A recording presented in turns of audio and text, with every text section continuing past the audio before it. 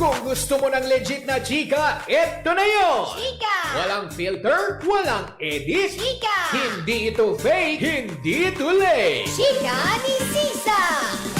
Lahat ng ganap sa showbiz pag-uusapan natin dito. May nag-break, may nagkabalikan. Tara at pag-usapan. Kung ano man ang chika, alam na ni Sisa. Ito ang Chika ni Sisa. Chika! Ni Sisa! Isang magandang hapon, Metro and Mega Manila. We are number 106.7 Energy FM. Pangga, wag mong sabihin na radyo, sabihin mo energy. Sa magandang hapon po sa inyong lahat. Lalong-lalo na yung mga nakatutok via our digital platforms on Facebook, TikTok, and of course, on our YT channel sa mga kaimpanig ng Pilipinas at ng mundo. Hello Philippines and hello world. Maganda sa enerhiya mo, girl. Anong meron? Ganon talaga. Kasi nakikinig daw si Von Gabriel Pinzon. O, diba? Hello daw sa'yo. Yan. Sabi ng iyong friend. Wow! Friend! Sana all my friend. Nakakaloka. Siyempre, hello pa rin po sa lahat ng ating mga pangga at lalong-lalo na mga taga Palanan, Makati City. Hello po sa inyong lahat dyan. At siyempre, sa may Pulang Lupa, Las Piñas City. Hello po sa inyong lahat. Isang magandang hapon po sa inyong lahat. At syempre sa mga taga Maypaco, Caloocan. Hello po! Magandang hapon. Ako po si Kapitana Sisa at eto na ang Chika ni Sisa. Woo! Eto na nga talaga nga naman na nakakaloka, diba? Inaantabayanan to ng mga taga-America, diba? All the way from US of A. O, diba? Na nakakaloka. Wow, may pa-laser. Sina Jason Tan, Tracy Tan, Jared and Jayden. Hi guys! I miss you na. O, diba? Na nakakaloka. Pero eto na nga pinapakantabayanan nila. Hello daw sa mga taong ang naging, ang tanging, na nakakaloka, paglayang minamahal. Sandali, Russell Vargas, mamaya kita babalikan.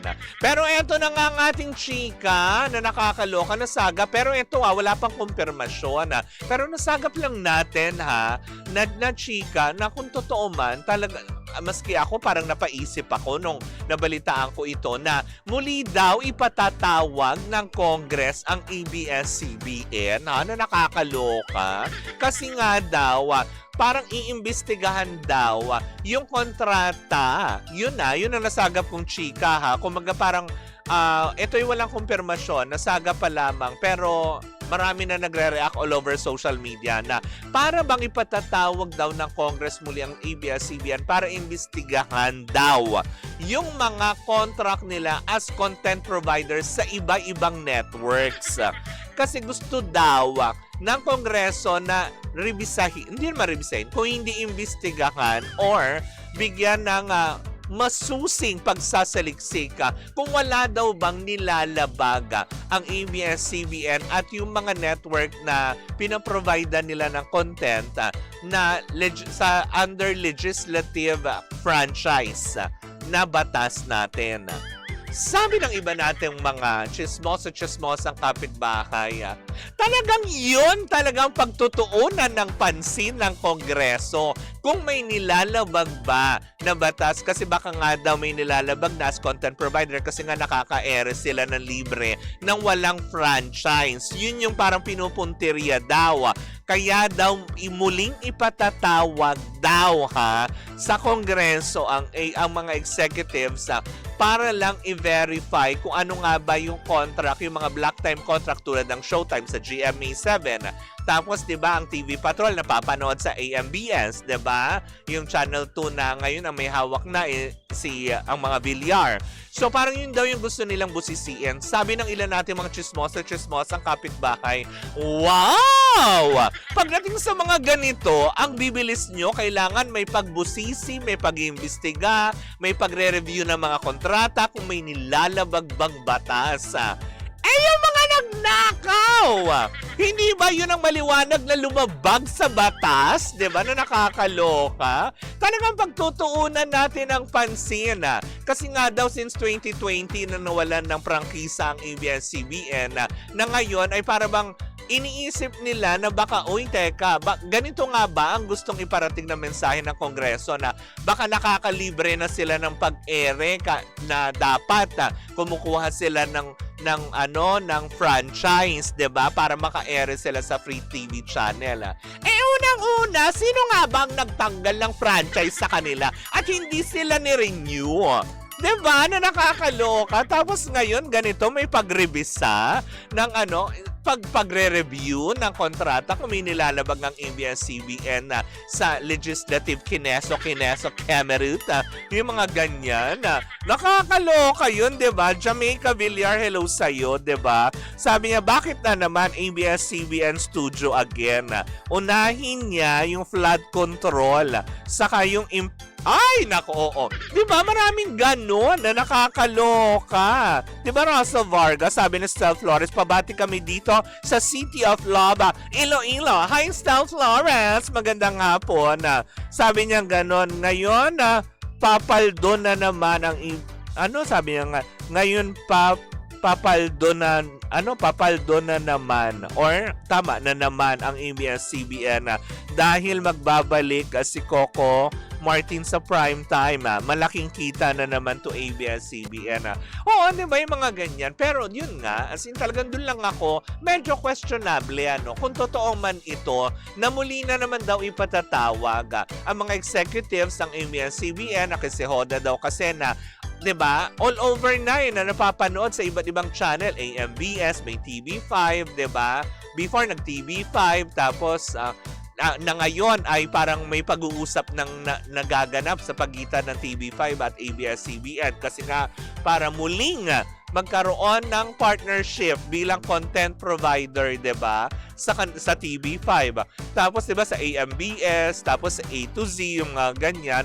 Pero para maisip nila 'yon na talaga ba ang Kongreso, wala na po ba tayong ibang pwedeng pagtuunan na problema ng sambayan ng Pilipino, 'di ba? Na nakakaloka. Kung hindi yung tipong yung wala nang ang franchise na 'di ba? Parang nakikisilong na lang, 'di ba? And which is inagrihan naman din ng both parties na sige, you can provide the content, 'di ba, with us like sa GMA7 na block time ang showtime, 'di ba, sa kanila. So parang isipin nila 'yun na baka may nilalabag na legislative franchise kineso. Nakakaloka 'yun, 'di ba? Talagang yun ang naisip nyo kaagad na silipin na baka may nilalabag na batas. Yung katulad na lang yung sobrang singil sa kuryente. Wala po bang nilalabag na batas yun na bakit hindi natin silipin? Yung nangyaring nakawan doon sa mga taxes ng buong sambayan ng Pilipino, wala po bang nilabag na batas yun? Diba? At talagang nakatuon ang pansin natin sa sinasabi daw ng Kongreso na baka daw may nilalabag ng batas. 'Di ba? Dahil nga sa pagpasok sa iba't ibang network, 'di ba? Uulitin lang din natin, sino nga ba ang nagtanggal at hindi nag-renew ng franchise ng ABS-CBN? Hindi po ba sa inyo din dyan galing? Wow! Yun lang, medyo nalaloka ako doon, 'di ba? Sabi niya, saka yung sigabo, 'di ba? Ay, oo. Sabi niya ganon.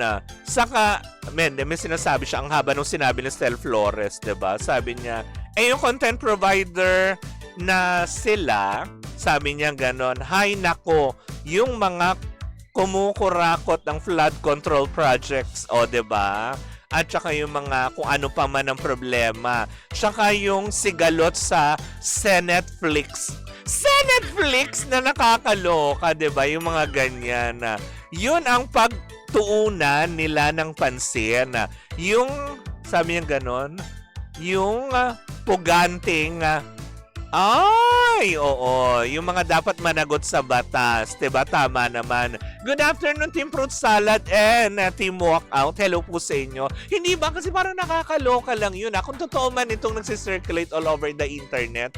Kasi nung nabalitaan ko lang dito sa chismosang kapitbahay namin, ang talagang reaction ko, bakit? Bakit ang ABS na naman, di ba? Wala naman sila iba mapagtuunan, hindi ba, na nakakaloka?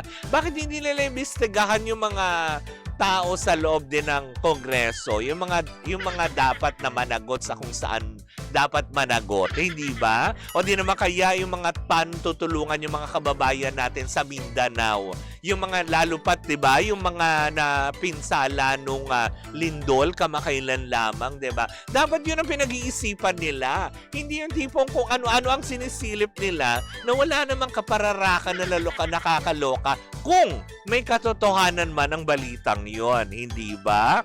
Sabi niya ganon, panawagan ko sino man ang ano yon?